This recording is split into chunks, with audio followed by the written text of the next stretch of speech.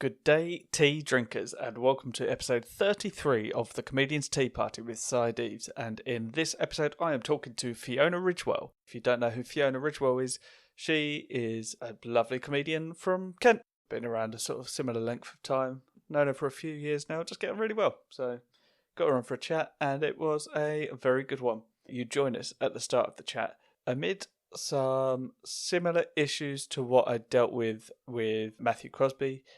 But I averted disaster and I found it early on, so not too bad. But that's what's happening at the start of the conversation. In case you're wondering, she has some more technical difficulties actually, a couple of which are just quite funny. So you'll see how they come along. But unfortunately, I feel like you won't get the full experience that I got on the other end of the microphone. It was quite amusing. We talk about lots. Talk about how she fights men. She reveals at the very end of the conversation that she has a special skill, which is worth listening to, and talks about how all she wants and all she needs is a garden. She's drinking a particular tea that is part of a diet she's on, and as such, basically, you need to listen in and find out whether or not she does indeed have to run off for a toilet break, which that'll make sense when you hear the first part of the conversation. Just keep listening to see if it happens. And I have a very lovely breakfast tea from Yawn Brew, which is a tea that I got in a tea advent calendar that my lovely fiancé got me, which is very good indeed. Enjoy the episode. It's a fun one. I'll see you at the end with some further links and that sort of thing.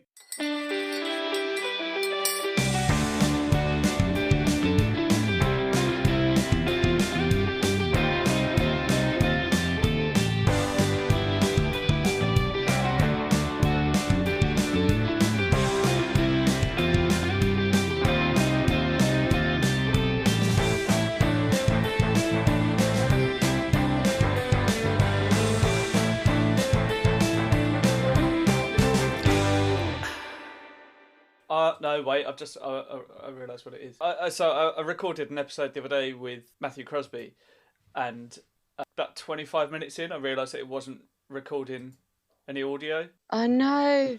Did you tell him? Yeah. But, have you ever met him? No. He's just a lovely guy, and he was so understanding, thankfully. He was just like... So let you start again? Yeah. Oh, We wow. 25 minutes into the chat, we kept referring back to it. We got on very well, actually. Oh, that's nice. Yeah, I listened to him. I think he was on... Have you listened to any of Rob Beckett and Josh Widdicombe have got one? I haven't, actually, but he did mention it on... Yeah. He was good on that. Oh, nice. Yeah, because I don't really know. I've never met him, or I don't even think I've seen him or anything. Oh, have you not? He's in Pappies. No. Do you know Pappies? Yeah. Again, I've heard of them, but I don't really know them. Yeah, they're one of those groups that sort of, if you know them, you really know them. Yeah. Yeah, but very, very good. Well worth checking out. His podcasts are great. They're just really silly, fun. So. Oh, okay, yeah, because I've been listening to loads of podcasts. Have you? Yeah, because I've been working in a factory. Oh, okay, yeah. Best time to... Well, I was briefly working... I had a temp job in a factory a few months ago. Oh, I don't know. Is it the same thing? Oh, did you? Yeah. Yeah, and I was wearing... Sorry, I've got an ice gem stuck in my throat. Oh, no. Because I'm an adult. We were sent off to pack these things up down the back of this factory, in this warehouse, and I wasn't left with enough space to do it, so I was like, I'll just go down the back and do it down there. But where I was, all the sound was reverberating off the walls and the boxes and that, and it was so painful in my ears that I was like, right, I need to go and just put headphones on. So I put headphones in just to block out the sound and just listen to loads of podcasts, because that's what I do anyway. And the manager came in and he said, so you're not allowed to wear earphones in the warehouse. And I was like, oh, okay, fair enough. And he said, yeah, just in case there's anyone above you who dropped something on you. Now, I've just got to point out that this was not a tall warehouse. So I was like, if someone's above me, I'm pretty sure I'll know, because they'll be standing on my head. What are you talking about? It's absolutely mental. So if something's falling off from that close, A, it won't hurt, and B, it will happen too quick. I won't be able to avoid it anyway. Yeah, exactly. Yeah, what are they going to shout? Oh, I've hit you. Yeah, absolutely. Oh, watch out! I've just hit you in the head. Right? Oh, okay, it's hit you already. Yeah. Sorry. Too late. Yeah, it's ridiculous. So where are you working? In Ocado. Oh, okay. How's that? Yes. Well, it's all right. You just pack the food, but it's like 6 a.m. till 4 p.m. Right. That's early. So, yeah, so I get up at 5. But then I was listening to loads of podcasts, and then I've been a bit cheeky. Do you ever listen to books? No, not really. So I don't read any books. Yeah, I can't But read. then I thought, yeah, oh, what you actually you actually can't read? No, or... of course I can. Well, I don't know. Yeah. It's like, oh shit. No, can you imagine? Oh no, Yeah. crap. Well, you should listen to books. I've seen you writing notes down. Yeah. Oh, but I you just can't drew read pictures. them. Just How I bizarre. learnt hieroglyphics. Just a key, yeah. Yeah.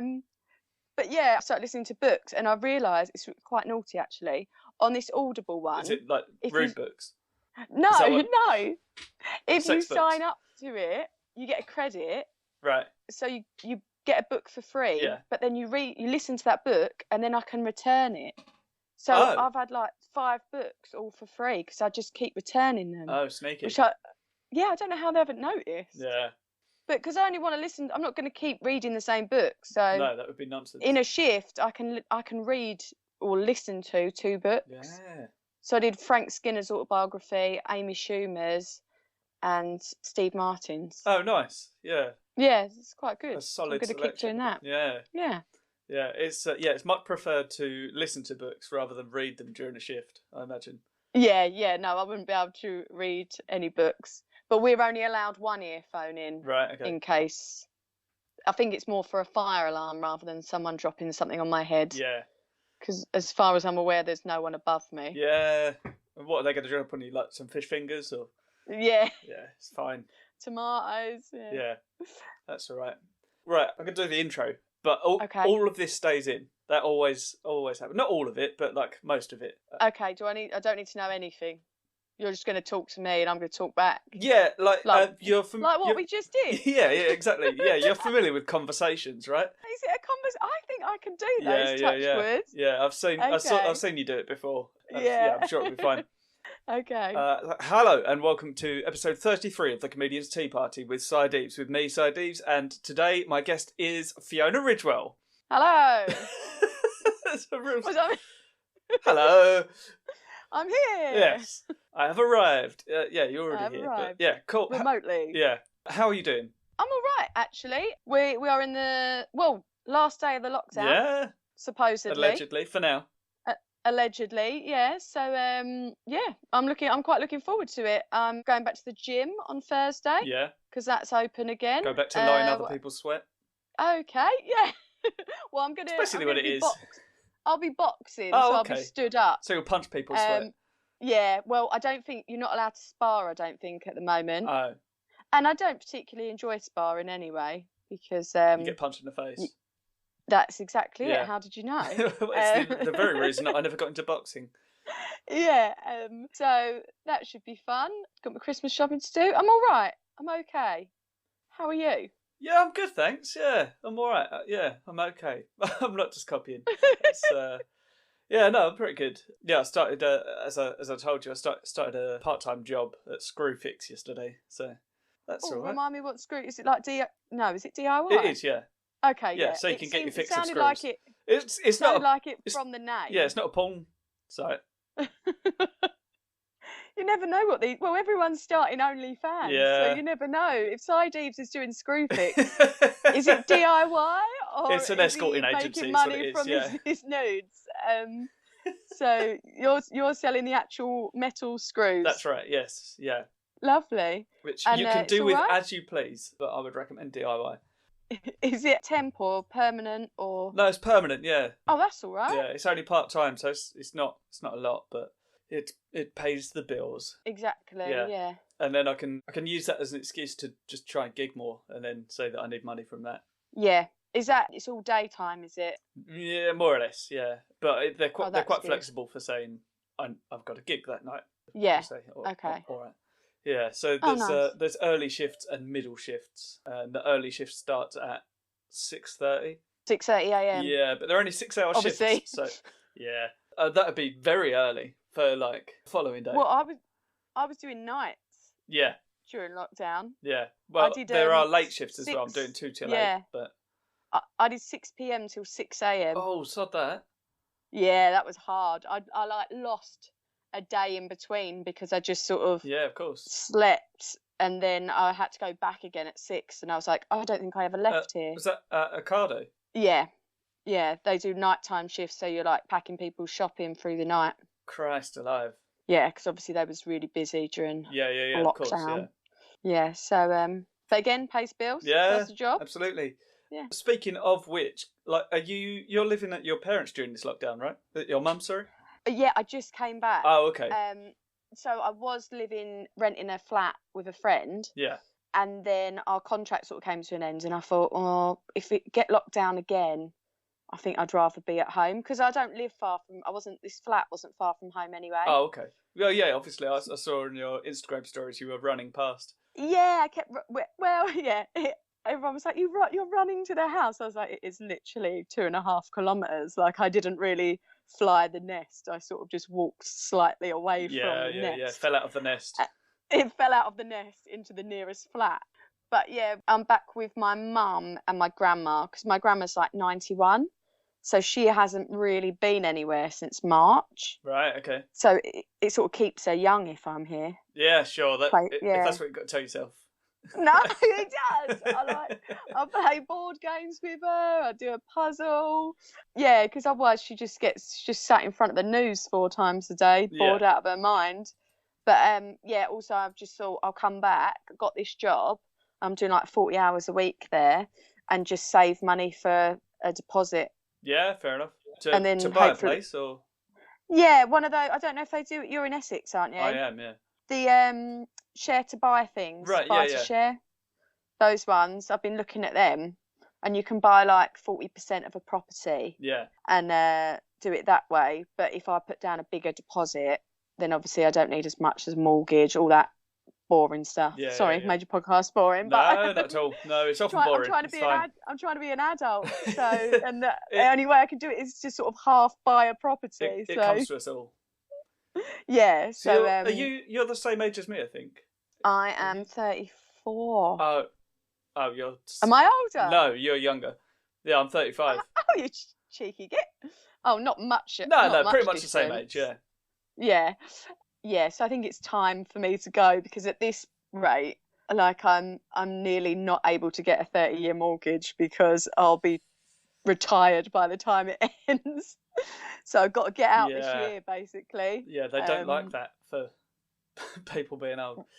That's the thing as well. They assume that the older you get, the more money you're going to have. It's not the case. I know. I've learnt that. Yeah. I kept thinking it'll get better. Yeah, absolutely. But yeah, if I keep doing free comedy nights. Yeah. No, but hopefully some gigs will come back, and that'll be an extra bit of money as well. Yeah. So did you start at Ocado during the first lockdown, or were you already there? Yeah. Oh, okay. No, I started in the lockdown because I was doing comedy and part-time waitressing. Right. And obviously overnight. Both of those things. Both of those. And they were early on. Like, I remember the waitressing went, and I think that was one of the first things to go out of everything. So everyone was still like, oh, it's still pretty normal. And I was like, I don't have a job. Yeah. And the comedy, I was like, oh, I don't have any jobs now. I've gone from having like 2 to none. Yeah. So I was on furlough. Sorry, I'm just licking a tiny cup that's got milk in. It's not really... I know. I was like, is that perspective? What's that? Why is it such a small cup? I'm just massive. No, it's a very small cup. I was just using it for milk. No, not tea. Yeah. Okay. I've not got a proper... I thought you were like rationing during lockdown, just very tiny cups of tea. No. I've got a confession as well. Oh, no. I don't actually really drink tea. Oh, okay. But that's fine. During lockdown, I tried to do something called Herbalife. Right. So and they give you like... It's like a cult, yeah. Quite an expensive cult, but to lose weight. Right. And they give you some sort of herbal tea. So I've got a little herbal tea with me. Okay. How is it? Meant to flush your system. So this might be quite a short podcast. So I don't think I've recorded it. I think I was still working the bugs out. But obviously I told you of the issues that I had with the Matthew Crosby podcast. I had the Yeah. same issues with a guy called Jamie Lenman, who is one of my favourite musicians. And like I was nervous sort of setting it up, but I had one of those digest teas as well. And I think I had a different one, but then I went on and had a digest tea as the second one. And like I was really nervous talking to him, like kind of we're chatting away. Oh no. And the conversation ended, and I just went, "Cool, see you later, man." Bang, off, and just like I had to. Oh Yeah. Well, hopefully mine won't do that, but yeah, it's got some aloe vera in it as well. Oh. That's meant to do something. Yeah. Doesn't taste very nice. It's meant to do something. Yeah, it's good for sunburn. Oh yeah, but Is that what it is? I should have told them that wasn't my main concern at the moment. Oh, she's gone. She dropped her iPad. She hung up. Oh dear. Right, I'll call back. All right. That didn't go well. It wasn't smooth. No. I was like, oh, my headphones unplugged, and I was like, oh, that ended the call. Yeah. Least of your Sorry. issues. Did you panic? No, it was very cool. It was fine. Oh, okay. I panicked. I was talking to myself. What was I even saying before that? Oh, the sunburn. Yeah. Oh, okay, yeah. That's fine. Yeah, you don't think that's the That's biggest issue. Mm. So were you mostly doing comedy before? I was gigging five times a week. Yeah. So I was doing quite a lot. So I was probably only working about 25 hours. Yeah. So like a part-time really, yeah. So when I got furloughed, obviously I was furloughed on like a part-time wage. Right, okay. So I thought, oh, I'll have to get something. So obviously I was paying a load of rent and bills and stuff. Yeah. But I did what I'm not gonna sound like, I went and got a job in March. I waited till June. Yeah, sure. I waited till June, and then I was still furloughed from my other job because the idea was go back to that. But then they offered redundancy, so I took redundancy from that and kept this one. Ah, fair enough. Which I think is quite lucky because obviously the restaurants were shut again. Yeah. So they're all furloughed again. So if I'd given up this job to go back, I would again and be furloughed. they're opening again, not but you're not much. allowed to eat with your friends or anything either. So. Yeah, so it's Tough. been the thing is in our tier, I'm in tier 2. We're going into. Are you? Oh yeah, of course. Yeah, you're slightly outside of the tier 3. Yeah, so I don't think is tier 2. Are the restaurants allowed? I don't think the restaurants were opening in tier 2. Yeah, restaurants are opening, but only for single households. Oh no, sorry, that's what it is. I am in tier 2. Yeah. Because where I am, I'm right on the border. Yeah. But the restaurant I worked in is tier 3. Right. Okay. Because it's in the big shopping centre, Bluewater in Dartford. Yeah. So they're not reopening. Yeah. So they're going to be shut for at least another 2 weeks. So they could be shut all through Christmas. So yeah, it's just a bit lucky that I didn't go back to that. Yeah. Because I wouldn't have been doing much. Yes, that would have been but, difficult. Well, I mean, yeah, I was furloughed from my job, and I wrote a sitcom. Like I didn't just sit around. I did do stuff, but I did do everything that I did from one seat on the sofa for quite a long time. Well, until this week. What was your sitcom? Oh shit! I thought I waited a while, but you waited. No, well, till November. I had a temp job because I was being furloughed. So I was being paid up until the end of July. Right. And then I went and got a temp job, but I was too good at that, so finished it like 2 months early. Oh god. Yeah, which was particularly unpleasant. So and I've just been sitting around since then. Like not just sitting around, I've been applying for a lot of jobs and doing stuff, and like, I set myself up on Fiverr as a session drummer, and I've been nice. Been trying to do various things and applying for all sorts. And this is the first. Have you managed to get any music work? No, not really. No, some little bits, but. Well, I guess that sort of stopped as well, wasn't it? Yeah, everything stopped. Yeah, but like everything that I can do. Yeah, that's the same. Because I was going through my head, like when it first, I was going through my head, like, oh, maybe if you'd done that instead of like taken different pathways in life. But the thing I wanted to do before that was musical theatre. Oh, right. Like I did a degree in dance, so whatever path I'd gone down, I would have been screwed. Yeah. Because it just hit too many industries. Yeah. No matter what I'd done. Any creative industry, that's the whole retrain thing. Like. Yeah, and unless I'd taught, which everyone did suggest I should have done years ago. Because I spent, well, pretty much all of my 20s working in theatre, like backstage. So that would have been my fallback career. And obviously that doesn't exist either. So like the career I'm currently working on, comedy, gone. The career I used to do, playing music, gone. The fallback career, the one that I could just go and do, gone also, yeah. So I've retrained and now I work at Screwfix. But then it sort of gives you that... Selling my body. But I selling my body. OnlyFans. Have you got an OnlyFans? I haven't. No, I've not considered it. I was watching a documentary today. I was watching a documentary, yeah. No. I wasn't in it. Have you? Oh, no, have I? No.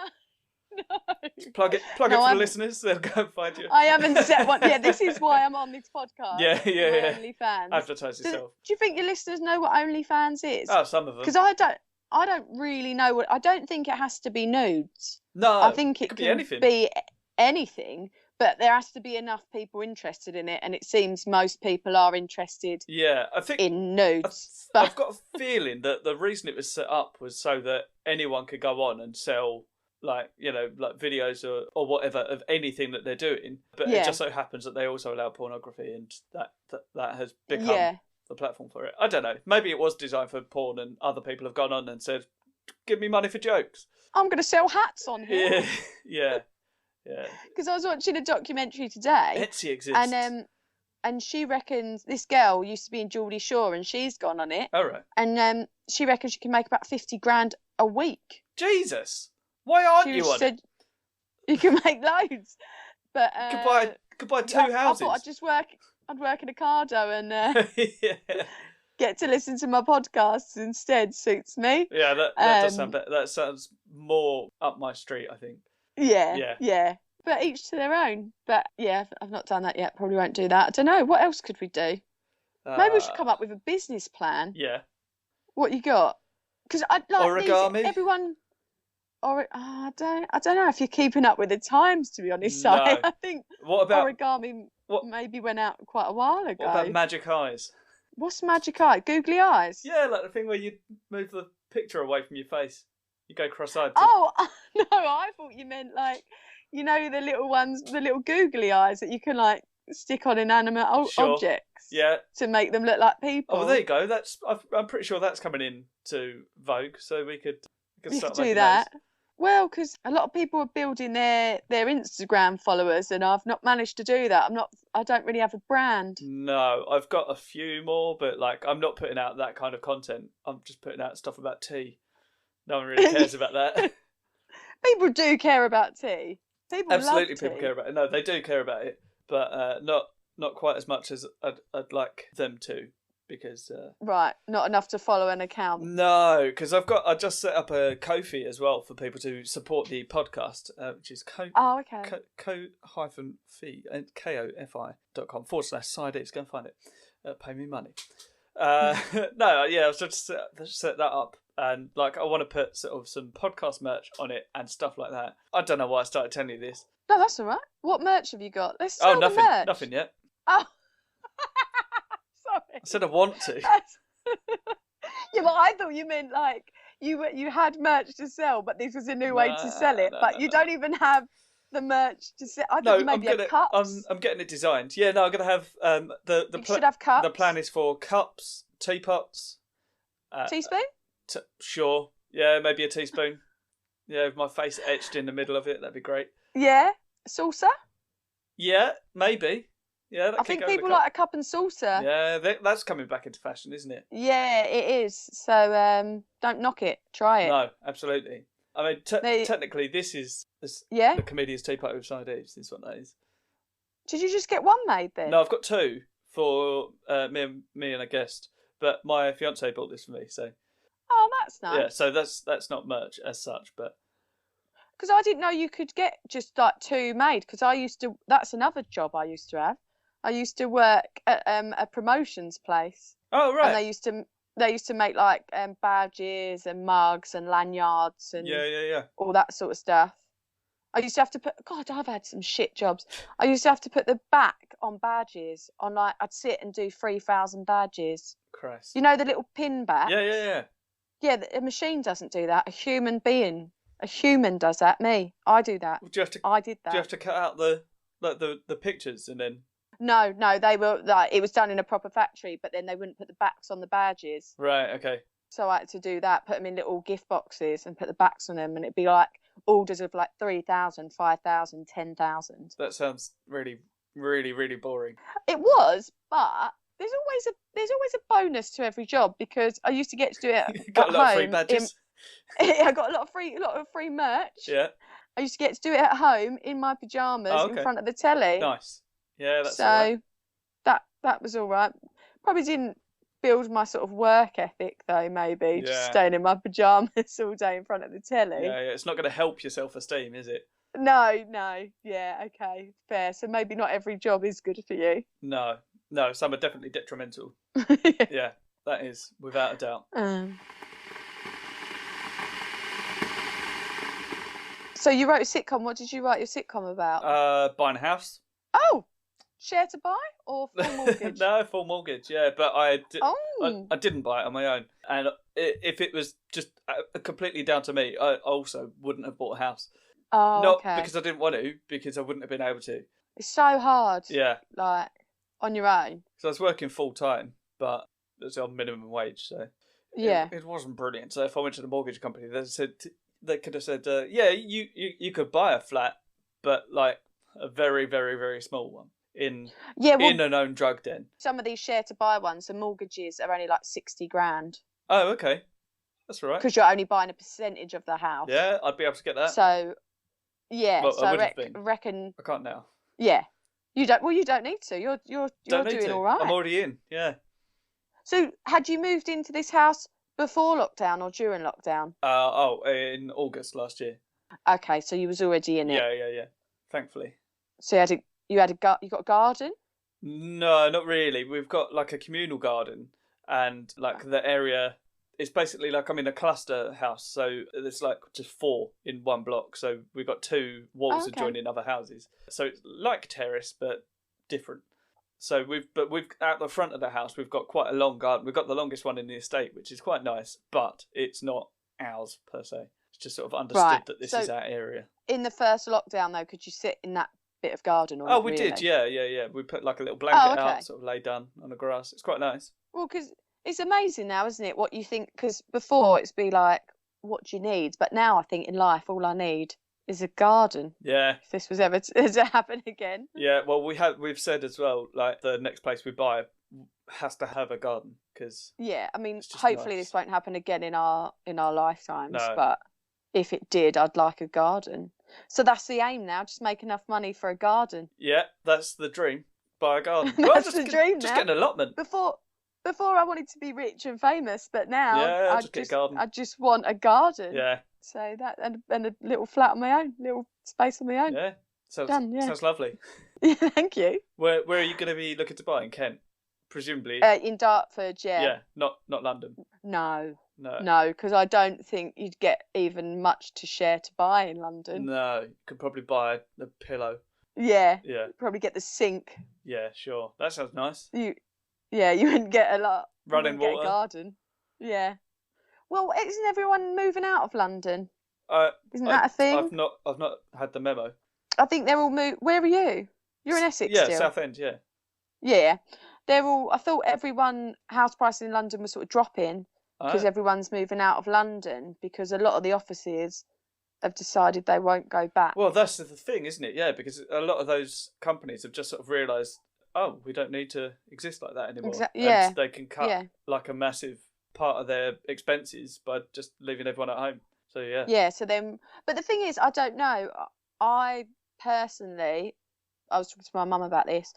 Like, I'd still want to go into work, I think. Yeah, well, that's the thing, because my fiancée works from home, and like she did before when she lived on her own, and she just lost her mind then. Like, she absolutely hated it. And this time it's better. Like, she's got more discipline, and like it's in a sort of separate room, because before she had like quite a small flat, and so she'd just work on like the dining room table like basically in the living room, sort of. Yeah. So that wasn't sort of great, but like here she's got this spare room, which is just like a nice little office, really. And Yeah, because otherwise I think your relaxing time is tied to your work if that's it, everything's yeah. in. Because that's what my flatmate was doing. She was doing her work in the front room, but the front room was attached to our kitchen. Yeah. So like, I was spending most of the day in my room. Yeah.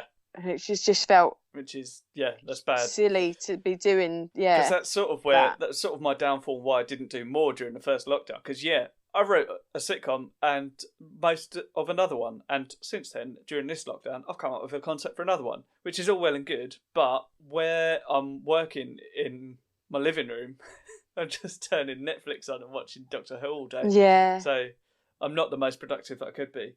Did you send your sitcom off to any of the competitions? Yeah.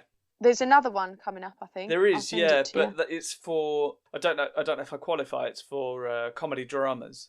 And I don't think it's really a drama. It's comedy dramas and something else. Is that the BBC one? Yeah. Oh, is it comedy dramas? Yeah. Well, I need to read it more. I might take out some of the stuff. I don't know. It's sort of a drama. What makes a comedy drama and not a sitcom? More tension and drama, I reckon.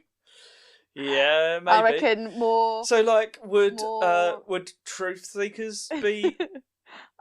Have you seen that Truth Seekers? Simon Pegg, Nick Frost's new thing. That's really good. No, I've not seen that. Yeah, that's on Amazon. Is that Prime. a comedy drama?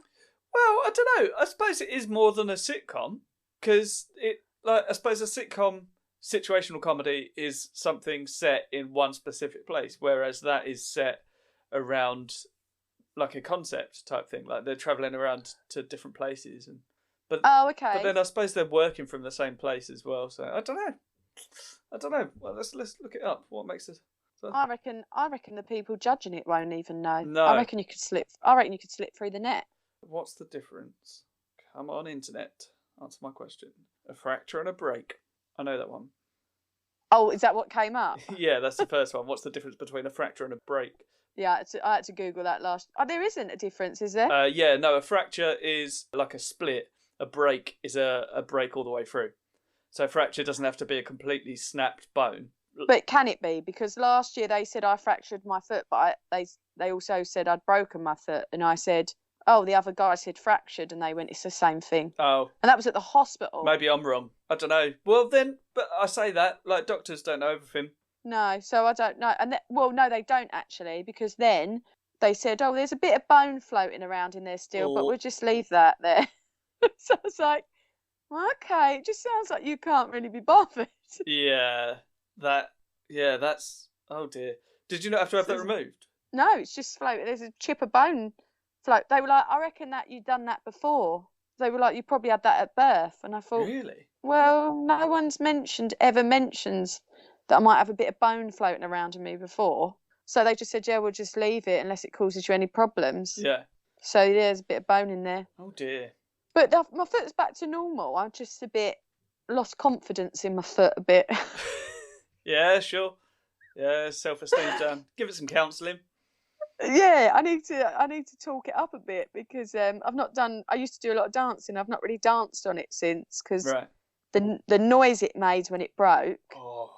I just can't imagine hearing that again. Yeah. So it just freaks me out to sort of be jumping about on it and turning around on it and stuff. Yeah. Well, I've broken quite a lot of bones, and thankfully, have you? Yeah, a surprising amount, and thankfully, I've never heard it. Oh, really? Yeah. No, this was because what I did is I just stepped off a curb, and my foot rolled, and it went. Oh and no! And this woman, like across the road, went, "Oh my God, are you okay? I heard that." Oh. And I went, "Oh yeah, I'm fine, yeah." And I like hobbled away. Yeah. And then it just swelled. I went and watched the show. It was in Edinburgh. I went and watched the show in Edinburgh. Oh yeah, of course it was. Yeah, as I was watching it, like my foot was just ballooning up. And my friend was going, no, you haven't broken it. No, you haven't broken it. And I was like, I think I have. But yeah, the woman in the street heard it. So yeah, it was like the tendon snapped it away from it was just gross. Christ. But that's the only bone I've ever broken. Is it? Yeah, I've got a lot of scars. Yeah. mainly on my face. Really?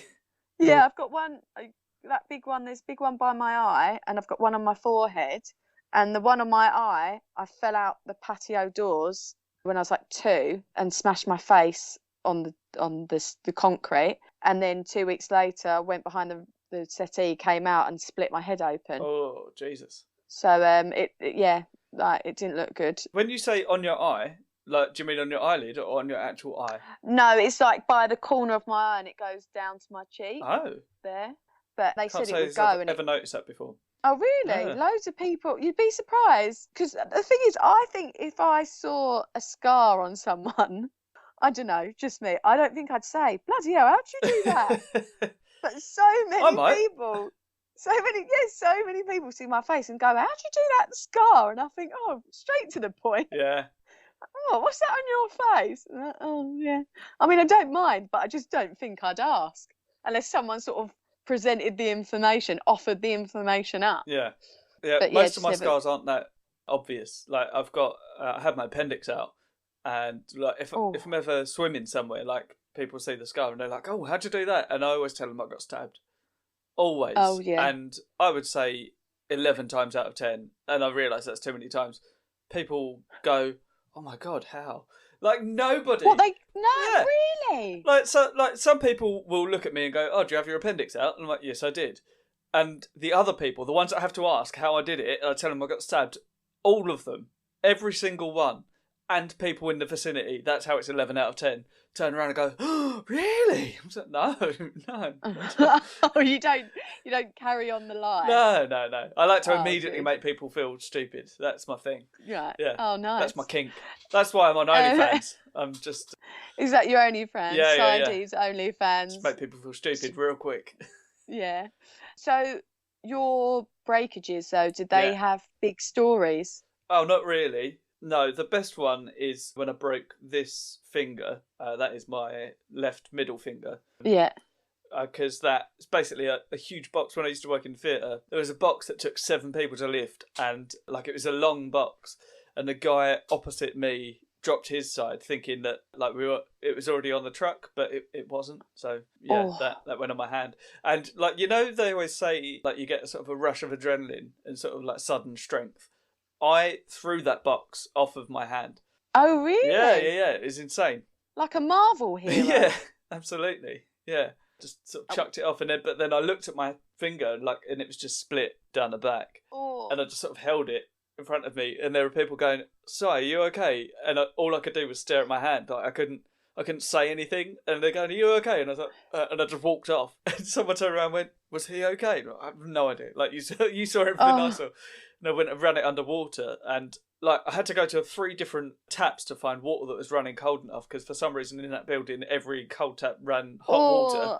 And when I eventually found the cold one, the shock of it, like I could talk immediately, which was weird. As soon as it got cold water on it, I was able to talk. But then seconds later, like the shock of it made me, I thought I was going to be sick. I started, like my duty manager had just walked in and he was like, right, are you okay? And I was like, yeah, I think I'm okay. Oh, I'm not sure. Think I feel a bit sick? And he went, okay, let's take you around to the toilet.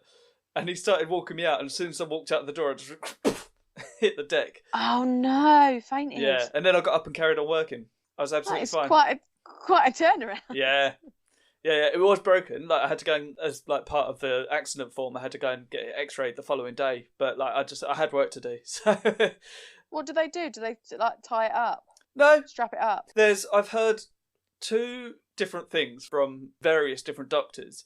Some of whom will say that when you break a finger, you have to strap it to the one next to it. Yeah, that's what I've seen. And I've had that before, and also, but like that came from like a school nurse. But when I went to go and see the doctor at the hospital, he told me to just take ibuprofen and keep it moving. Keep it moving? Yeah. Get the swelling to go down. That's like, it's not like that. But the other day, my mum's been buying Christmas presents. Yeah. She was buying a ring. Right, she was taking ages to buy this ring. And now, I don't know if you've seen it on like clothing sites where, you know, you used to just see it in pictures. So it'd be like, oh, what does that look like? And it'd show you someone wearing a top. But now, on certain websites, you get a video of them wearing it, so you can see how it moves on your skin. Oh.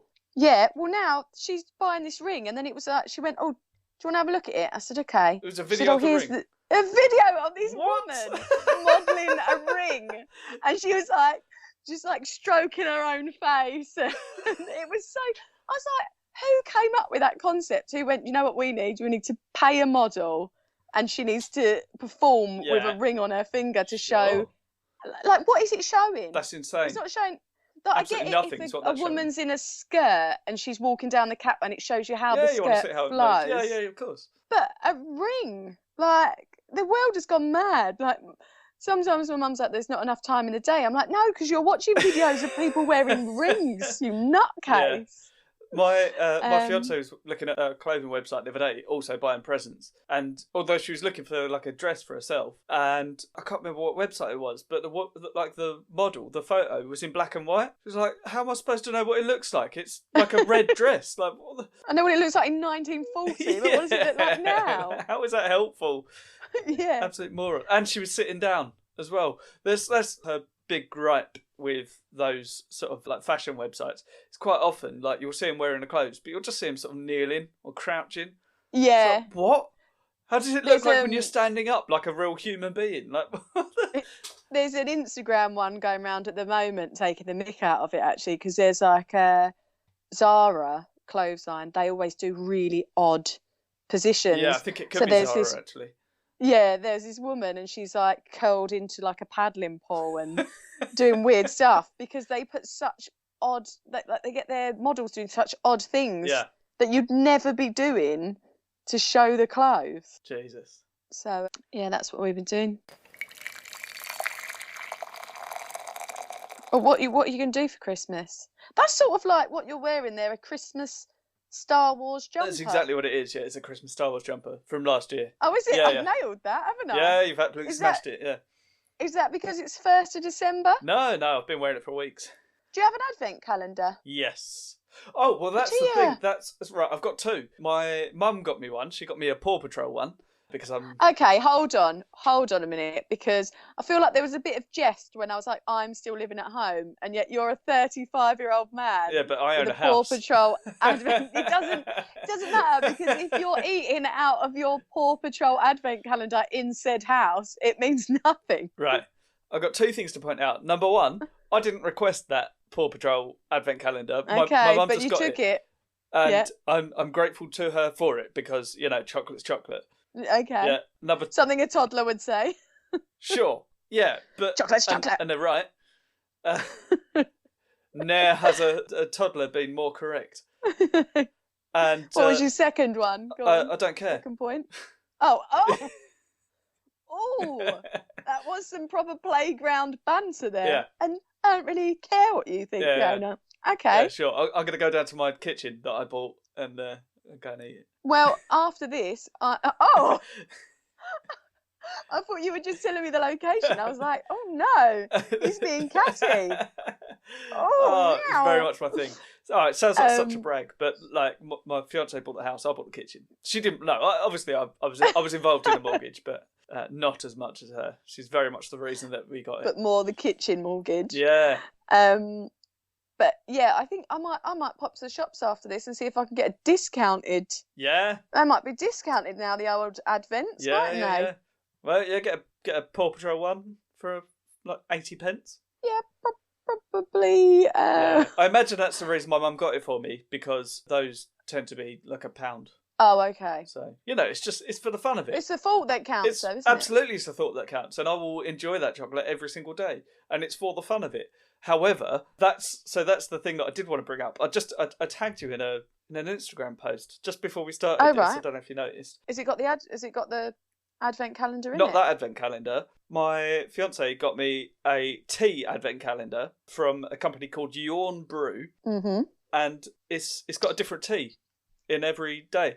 Oh, so have you had today's one? Yeah, that's what I'm having now. That's what I'm during the podcast, yeah. Oh, what is it? This one is just, we're starting off nice and standard. It is an English breakfast, but it's all loose leaf tea. So I had it in this loose leaf teapot. Oh, you're a proper tea head.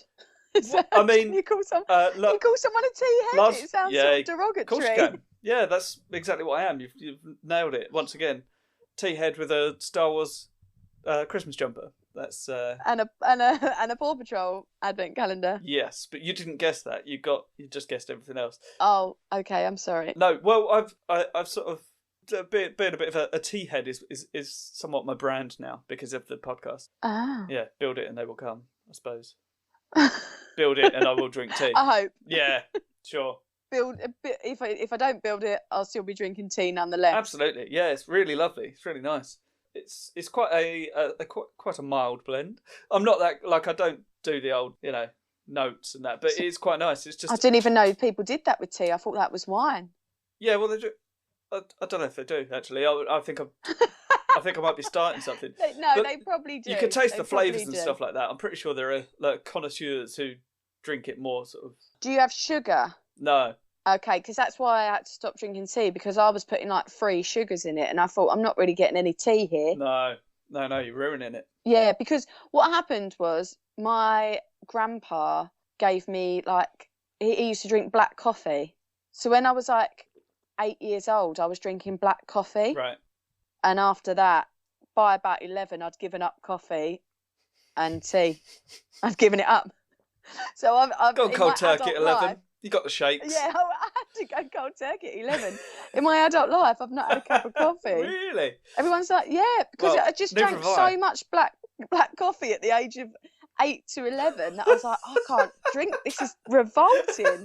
I'm wired all the time. Jesus Christ. Like 8-year-olds don't need black coffee. No, they don't. No, you really start needing black coffee in your late 20s, I would say. That is the time to get into it. Yeah, see, I drank enough then. It's got me through till 34. I still don't need it. Yeah, I've never liked it. That was my parents' sort of parenting strategy, I think. Sort of let them do what they want. Yeah. Because I think I was giving up smoking at 15. Bloody hell. I smoked when I was in year 9 or 10. No way. And then I never smoked again. So it sort of works. Yeah. It makes for quite horrible children. Yeah. But all right adults. Precocious little as children. Yeah, but then actually not all right adults. Well, not really, because I'm still living in their sure in their house. Sure, that's a fair point. Yeah, they're probably we've messed this up somewhere. She shouldn't still be here. Yeah, so you didn't move out of your mum's house until quite late anyway, did you? Yeah, no. Well, so I moved out for uni, right. Which I don't know if that counts. Yeah, it sort of counts. You're sort of self-reliant. Well, actually, did you pay for it? Yeah, well, I had to get a student loan and stuff, but yeah, that's sort of you. Yeah, I was paying all my bills and my rent and all that stuff, and my shopping and all that. So I did that 18 to 21, and then I was 32 when I moved out. Yeah.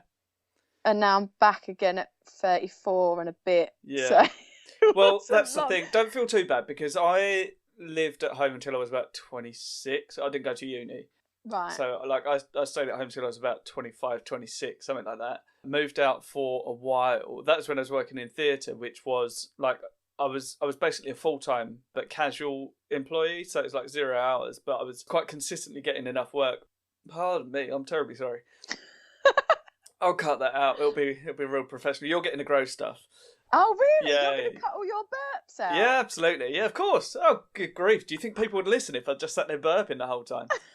Well, you can't. I can't hear it my end. Oh. I can see it. I can see it happening. Yeah. I'm having digestive distress. Yeah, I can see you keep coming, but I can't hear it. Oh, okay. So, maybe I'll leave it in. Yeah, who knows? So, yeah, I moved out. And yeah. As soon as I moved out, all of a sudden a theatre that I'd been at that point for about 6 or 7 years, so long enough that they trust me and I was good at what I did, they just stopped giving me as much work, so I couldn't afford it, so I had to move back home. And then I stayed there until I was 33. Oh, okay. Because that's the thing as well. It's funny. Obviously, I took so long to move out, and then moved out, and then last August broke my foot. Yeah. And my job was waitressing, so I couldn't work for, I think it was about 8 weeks I was off. Christ. So that was okay, well, that's happened. So I had to, luckily I had savings, so I could pay for my rent and stuff. Yeah. But then obviously the global pandemic happened. And I remember my mum, when I was moving out, she was like, oh yeah, but what if you lost your job? And I was like, well, I'm 30 odd and that's never happened. I'm sure I'll be fine. Yeah. And then like twice in a year it went to shit. One with my foot for like 2.5 months, and one with the global pandemic. Yeah. So it was just bad timing on my part. Was that only last year that you broke your foot? Yeah, August 2019, right at the end of the festival. I had it in my head that it was the year before. No, it definitely was last year. Yeah. Because I would have gone back. Well, I was going to make myself go back to Edinburgh this year. Right. But obviously that didn't happen. So yeah, it was my last Edinburgh. Yeah. Have you done a full hour yet? No, that's what I was going to be trying to do this year. Right. Not trying to do, that was what I was going to do. Yeah. But also I don't know if that concept for a show has gone out the window now anyway. Oh, okay. Oh, it's about boxing, right?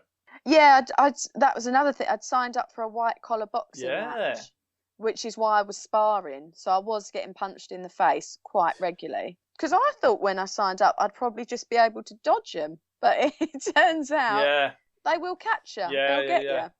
That's the thing. So, as much as you may train to get better, that's what the other people are doing as well. So yeah. And they put me they got me sparring in the end with blokes. Oh. Because they were like, which I don't know. To knock you down a peg or two. Yeah, and like if you can be all right against them, I'll be all right against someone my own ability. Sure. See, that's the thing. If I was to go and train as a boxer, I would want to spar against children. Yeah, and that's probably not allowed. No, I think some of the kids there are good. Well, they'll probably still win. That's the problem. Yeah, that's worse. Yeah. Like at least I had one. It was quite gross actually. I was fighting this bloke and he hit me. I carried on, finished the round. Then the round finished and the bloke said to me, "Are you okay?" And I was like, "Yeah, I'm fine." And he'd hit my nose, right. and I felt stuff go on my face, and I thought it was just like fluid from my nose. Sure. But he'd split my nose. It was blood all over my face. Christ. So they just thought I was really brave, like carrying on the round, but I didn't even know that he busted my nose. But yeah, I think it's probably a good thing that I didn't get to do the boxing match because it was going to be in front of 2,000 people. Yeah. Because again, I thought that would help. I've got logic to everything. I thought that would help with my comedy. Sure. Because I thought if you can hold your nerve and be punched in the face in front of 2,000 people, you can get up and tell some jokes. Yeah, it's not the same actually. It's not the same, but I was watching another documentary today about the Comedy Store in the US. Right. Have you seen that? No. It's on Now TV. Oh, okay. It's really good. You should watch it. But they were talking about something to do with boxing and comedy, and they said they're two of the same things. Because you go into, with both of them, you sort of go into fight or flight. Yeah, that's fair. So you have the same reaction because you're in fight or flight mode. Yeah, but if you do have the same reaction, then you will be barred from that comedy club. Yeah. Someone shouts out some abuse, you run out and jab them. Vice versa. Yeah. If someone jabs me in the face and I tell them a punchline, I will lose that round. Yeah. So yeah, they don't score that the same in Olympic boxing, do they? No. But I was writing a show all about the training for that because I went to the local boxing gym and the guy that trains me is the guy that used to bully me at school. Oh. So it's quite a weird sort of coincidence, but quite good for comedy. Because I think actually he might still be bullying me. I'm not sure. Oh, Fiona, have some self-respect. I know. And now instead of stealing my money, I just hand it over at the beginning. And he still punches you in the face. He still gets to punch me, but it's just not as much. Oh dear. That's real grown-up bullying, isn't it? Please hit me. What? Yeah, here's my money. I'll pay you. Yeah. I'll pay you to hit me. No, he doesn't get to hit me, but he gets to sort of tell me how not to get hit. And he wasn't doing the best job because I was getting hit. Yeah. But yeah, so I was really enjoying writing that show. It's the first time it felt like, not easy, but you know, when you're like, oh, this is all, there was enough characters at that boxing gym to make it a show. Maybe not a club set, but a show. Yeah. Well, that is the thing as well. Like a big thing that I had to realise that in writing a show, like you're not writing a club set. Like it's a very, very, very different thing. And some people will write like an hour of comedy that is just a club set, and it can work, but it can be draining for everyone involved. Like it's draining for the performer and draining for the audience because to be sort of like, you know, obviously in a club set, like you're doing 20 minutes, then you want at least 19 and a half minutes of like banging material. Yeah.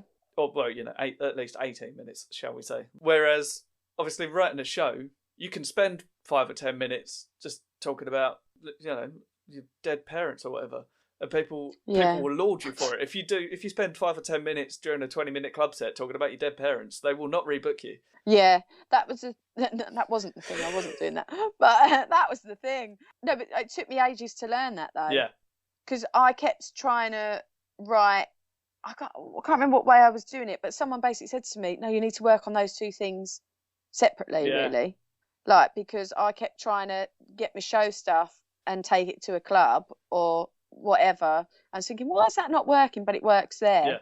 But it's just because they have, in a show, they have more time to, it's your world, isn't it? They're coming into and they like you. It's the same reason that in like sort of an arts centre, you'll get away, even if you're still doing a 20, like you can get away with doing weirder stuff or sort of more long form stuff than you would in, you know, at a comedy store. Yeah. Yeah. But that's what I always found hard, because I don't know if your audience are sort of like a comedy audience, but the club gigs are sometimes quite far apart. Yeah. So you do the comedy store in September, but then you're not booked back there till April of next year. Yeah. But then the gigs in between that you have aren't necessarily very clubby. Yeah.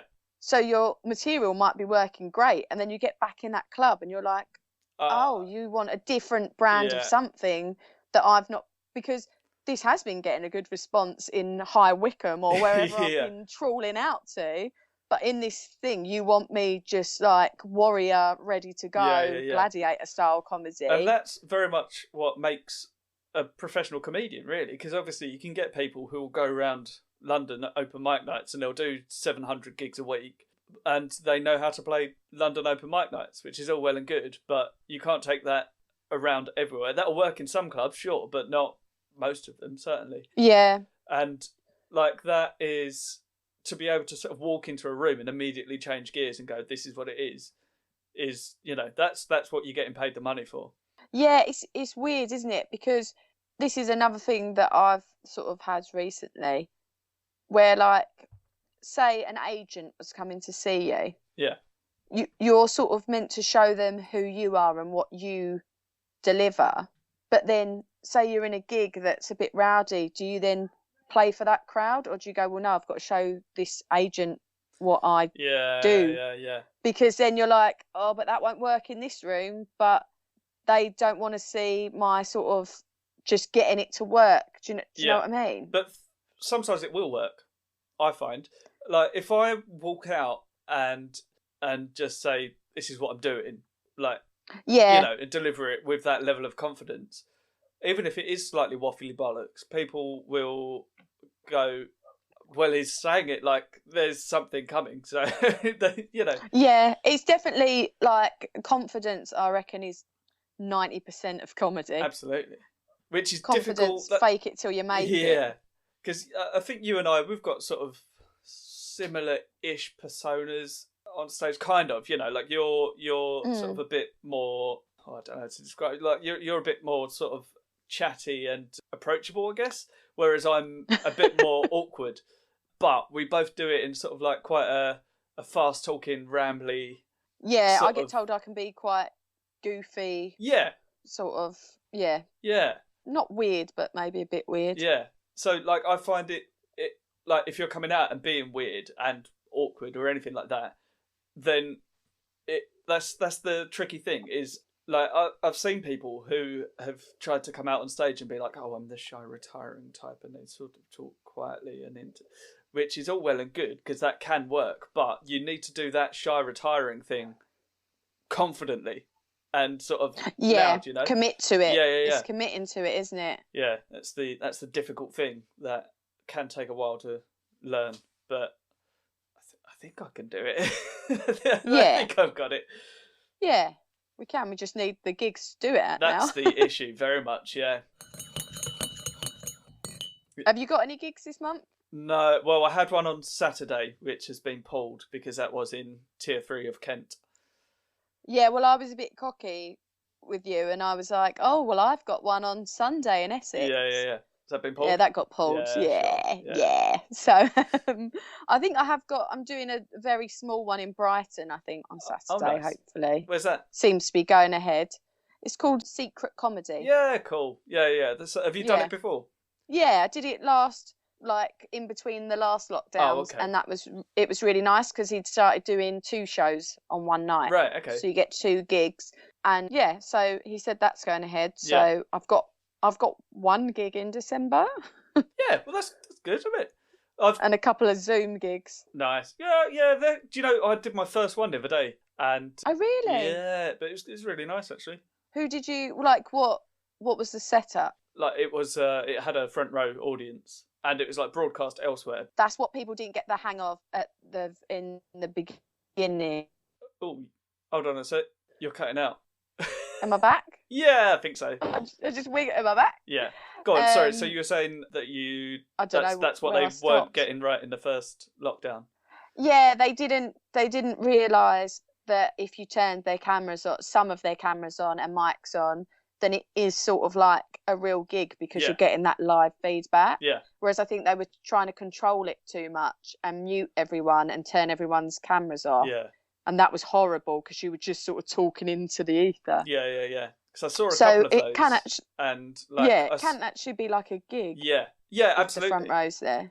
Yeah, no, it's quite nice. Like it wasn't a massive front row. I think there were about, I don't know, there was probably about 9 or 10 like cameras on. They didn't all have their mics on because some of them had like dogs and kids and stuff. Right. Yeah. But yeah, it was lovely. It's really nice. It was, obviously it's a bit weird, but on the whole, very enjoyable. Well, also because there's another thing that some promoters have realised, and I'm not technical at all, so I could never set one of these Zoom gigs up. Yeah. But there's a way of the promoter being able to pin you, so that even if the others laugh, it won't shoot to whoever's making that sound. But some of them haven't worked out how to do that yet. Yeah. You can be telling your jokes, and then someone will laugh quicker than anyone else, and suddenly they're on everyone's Zoom, which is weird. But it's been quite. I think comedy's done really well to get through every stage of the lockdown. Yeah. Because we went from Zooms to driving gigs to outdoor gigs to indoor gigs, and now we're back again. But we did I was gigging from July till end of October. Yeah, I didn't have loads of live gigs, but quite a few, like more than a lot of people, I think. Yeah, definitely. So yeah, that was nice, but yeah, I can't wait for it to come back. Yeah, it will. Yeah, are you going to be doing any festivals next year? I emailed someone about Coventry Festival. Oh, but I haven't heard back from that yet. But I don't know if Edinburgh will happen. No, because you would be applying sort of now. Sure, yeah. For Edinburgh, and obviously I wouldn't apply now, but if I haven't really got any gigs to practice the material at, I wouldn't have a show by August. That'd mean getting a show ready. Probably you're looking at between May and August. Yeah, and that means that you'd have to get on a lot of gigs, and everyone will be just gagging for gigs. Yeah, well, that's the thing, isn't it? Like, because even if it does happen next year, like a lot of people have said that it's only going to be like the really massive names that will be doing it next year because they're only going to be able to do the big venues, and it's still going to be a reduced capacity, so people are still going to be losing money like hand over fist, and that's probably the people that have been making money for the past few years. So yeah, it's tough, but then there's still going to be people. Like if it does run, there's going to be people trying to take advantage of that and do their debut hour because what a great time because there's less competition. But at the same time, it's potentially going to be the worst year they've ever had because but also they'll be struggling for audience. So yeah, and I feel like the industry is changing in that's how you used to get people to see you, but it feels like social media is a way to do it now because you build a following and then an agent or a TV producer goes, oh, they've got 100,000 followers. If we put them on that TV programme, that 100,000 people might watch that TV programme. Yeah. Whereas before, you needed Edinburgh as a gateway, and now I'm not sure that you will. No. Well, that's the interesting thing as well, is just during this whole period, quite a few people, I would say, from our peer group have been getting signed, which is like what a mental time to get signed. Yeah. Well, because I did the Funny Women competition. Yeah, of course, yeah. So I had... And that was actually at the Comedy Store, right? Yeah, and I had a few agents come and watch me and stuff. Oh, I didn't get signed, but I knew that they were looking because they popped along to gigs after that competition. Oh, okay. So I knew it was happening. I just didn't manage to be in the in that handful of people. They'll have you on a long list at least, if not a short list. Yeah. So but you'll be on their notepads. Yeah, but people are getting signed. So because I think there's TV work going ahead, isn't there? So if they think you're ready for TV and they can put you straight on it, then they will. Yeah. But yeah, I reckon my way might be I might have to do it myself. Yeah, that's why I'm just making my own TV shows. Exactly. Write a sitcom and they've got to have you in it. But then, I think, but that's what a lot of the big ones have done. Like that's what, wasn't it? Like James Corden and Rob Brydon and people like that. That's what they did. They wrote because they weren't getting stuff. Oh, so and I was really? listening. Yeah, I was listening to a podcast. Whoopi Goldberg, she wasn't getting stuff, so she wrote a one-woman show. Wow, yeah. And then people came and saw it, and then she got the colour purple from it and stuff. Yeah. A lot of them did it that way because they couldn't get through the gatekeepers. Yeah, that's it. Well, like Louisa Omulan, she basically built her own career by just selling stuff online and saying like, I'm doing this stuff, and now she's like doing Live at the Apollo and all sorts, and like making her own sort of audio books, and she's got thousands of fans around the world. So yeah, and that's the thing with social media. You're going, like, even if you get on telly here, the telly is to this country, really, isn't it? Channel BBC One, BBC Two, ITV, all that is to this. But if you get something go viral on social media, you could be hitting Canada or America or Australia or, but then, and then you build a tour. Yeah, I guess. I wouldn't say she was particularly doing stuff that was hitting that. Well, she wasn't doing stuff that was sort of like trending and going viral in that same way. Like she built her career still online, I think, but like in a different way. And that, I think, if anything, is the way that I'm gonna sort of try and do it. Is just try and build something for myself. Because the reason God knows nobody else is paying attention. Well, but the reason I went into comedy is because someone said to me, if you work hard, it will become your career. Yeah. And I thought, well, I know I do have good work ethic, so then and I guess as long as you believe in yourself and you're gonna build your own little brand thing, then you will make a thing of it. Absolutely. So that's what we'll do, Si. Yes. You big old tea head. Bloody yeah. I'll tell you what. I'll work. Well, as it happens, there was like I was trying to cast in my head. I've not worked out the one that I've been sending off. I've not worked out who the cast for that would even be. Like I've got no idea. The second one, however, which is the one that I think eventually, I think it could work as a play quite well, like a comedy play, obviously.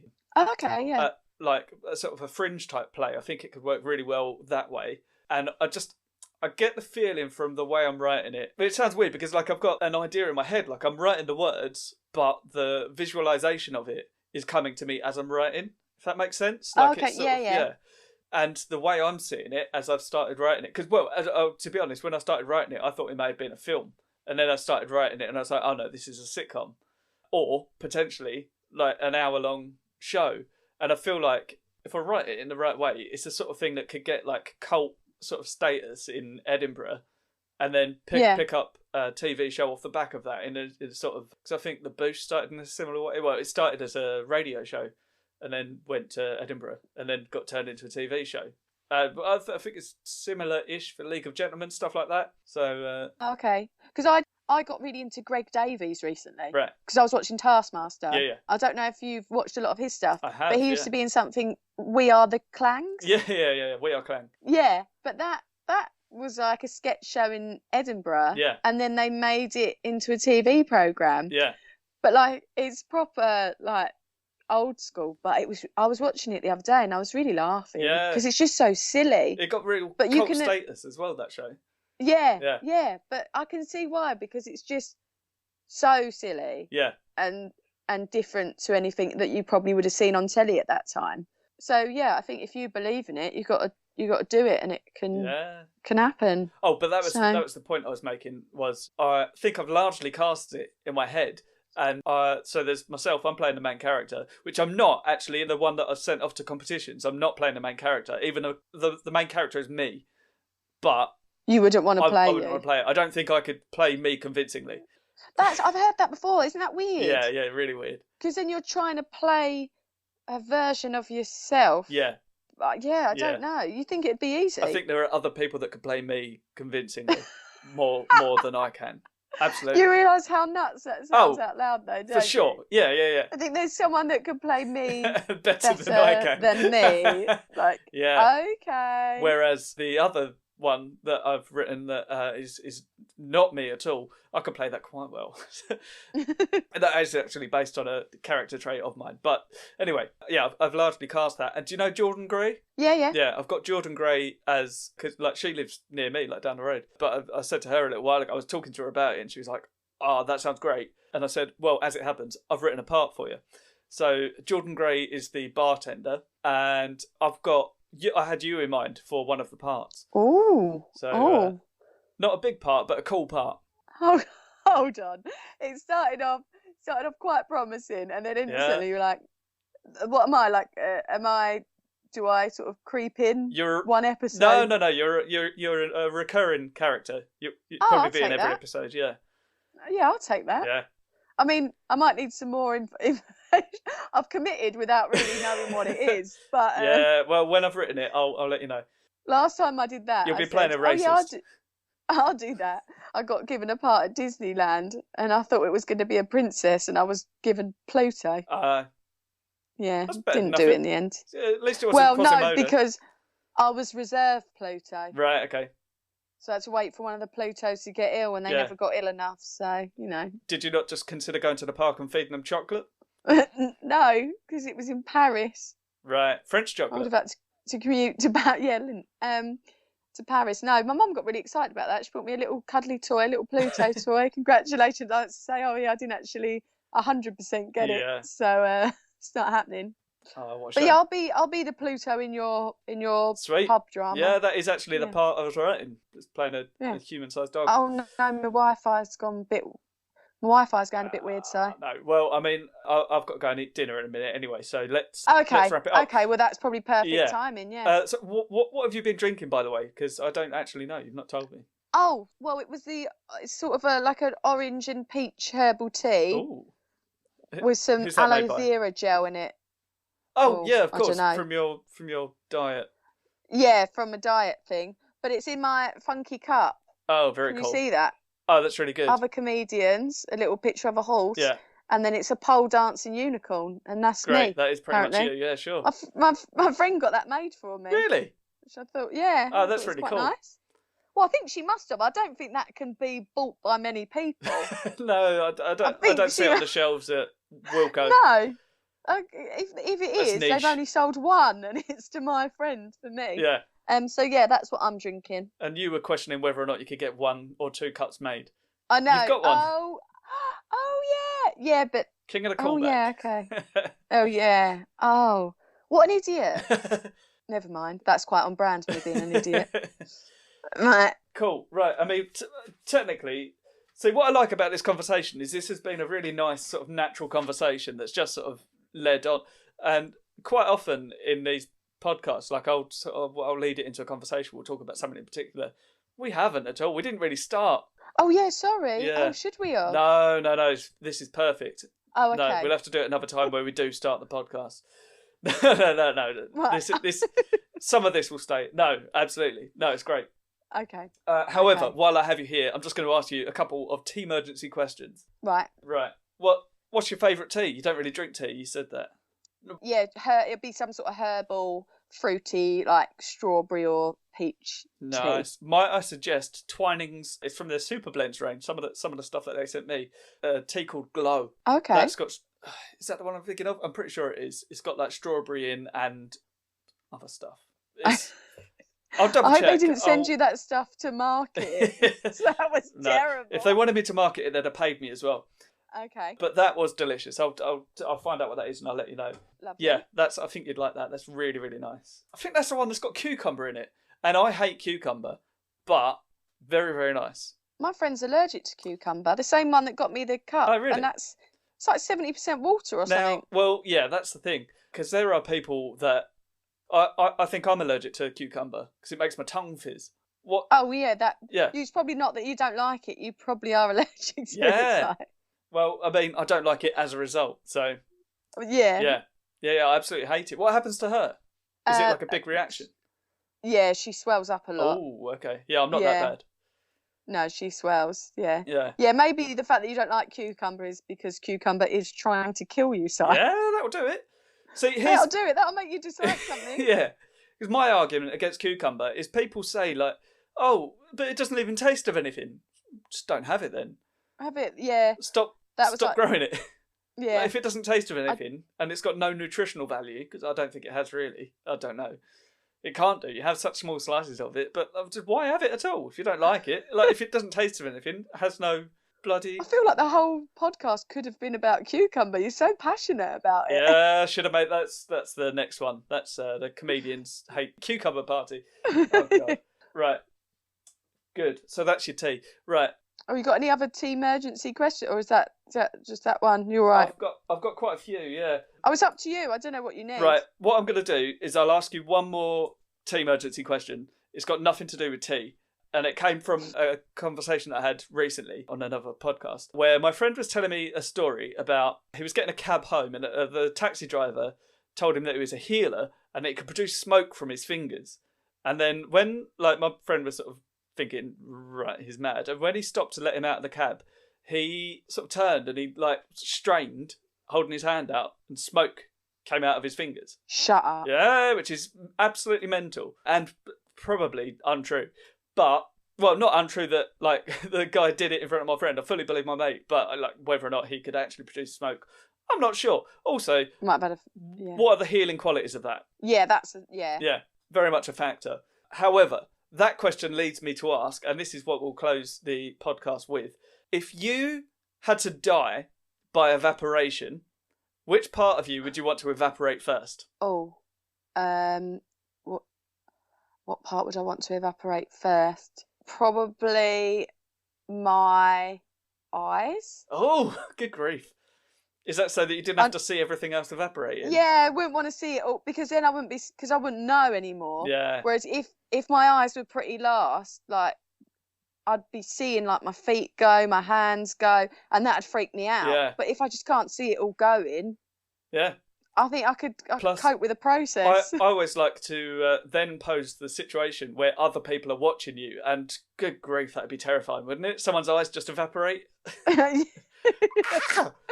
Yeah, it does the job on both ways. Yeah. I actually I'll tell you this and then I'll stop.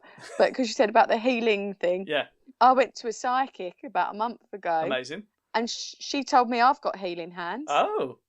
Yeah, she said it's quite a big sort of like description.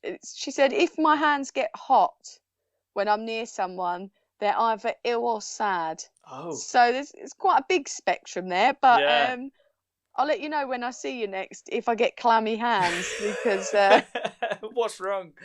You might have had a bad day. Yeah. So yeah, apparently I've also got healing hands, but smoke hasn't started coming out of them yet. No, it's for the best. I think that leads to some kind of combustion. It's still time. Yeah, sure. So, cool. Amazing. Right, have you got anything to plug? No. Oh, just my Instagram. Yeah, go on. If you follow me on Instagram, which is at Fiona_Ridgewell, then yeah, I put all my gigs and anything I'm doing on there. Nice. Cool. Cool. Are you on Twitter? You got a website or anything? Oh my God, I was on Twitter and then I watched The Social Dilemma. So I thought I'll delete it off my phone and now I can't get back in it. So I don't have Twitter anymore. Oh, amazing. Through no doing on my own. I was trying to be good for like mental health and that, and then just can't get back in that old bugger. So no, I don't have Twitter. Amazing. Cool. Just Instagram. Good. Yeah. Cool. Right. Well, it's been really fun. Yeah, thank you for having me. Yeah.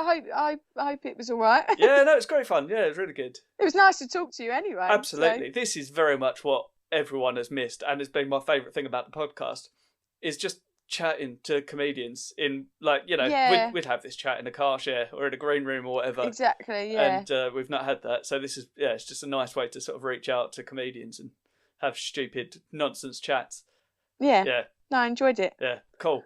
Right. Well, when this is all over, I'll get you back on in person and Okay, yeah, offer you some of the tea that I've got. Yeah. Yeah. Oh, yeah, okay, yeah. And I'll try it. Yeah. No cucumber tea, but we'll try it. Yeah. Okay. Cool. Right, well, enjoy your evening. Yes, you and too. Thank you for having me. No worries. And Thanks for hopefully coming I'll on. see you soon. Absolutely. Take care. Cool. See you later. Bye. Bye. Bye. So that was Fiona Ridgewell. As I'm sure you can tell, she didn't have to run off for a toilet break.